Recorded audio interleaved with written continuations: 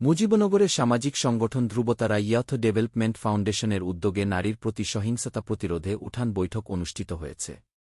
আজ মঙ্গলবার দুপুরে উপজেলার ভবানন্দপুর গ্রামে এ উঠান বৈঠকের আয়োজন করা হয়।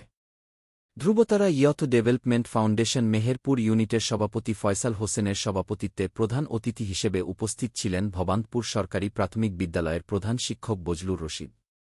উঠান বৈঠকে নারী ও শিশু অধিকারে সচেতনতা বৃদ্ধি, শিক্ষার প্রসার, আইনের সঠিক প্রয়োগ ও সামাজিকভাবে করণীয় সম্পর্কে আলোচনা করা হয়। এ সময় উপস্থিত ছিলে আব্দুল মান্নান, অসীম বিশ্বাসসহ সংগঠনের সদস্যবৃন্দ। সমাজে নারীর প্রতি সহিংসতা, শারীরিক মানসিক নির্যাতন, বাল্যবিবাহ, যৌতুক, বহুবিবাহ, যৌন হয়রানি, ধর্ষণ, নারীর প্রতি বৈষম্যসহ নানা বিষয়ে সোচ্চার হওয়ার পরামর্শ দেন বক্তারা। এদিকে নারী বান্ধব আইনগুলোর যথাযথ প্রয়োগের প্রতি সরকারের দৃষ্টি আকর্ষণ করে উঠান বৈঠকে উপস্থিত নারীরা। অনুষ্ঠানে মুজিবনগর উপজেলার বিভিন্ন স্কুলের শিক্ষার্থী, তরুণ-তরুণী, গৃহিণী ও নারী উদ্যোক্তারা অংশগ্রহণ করে।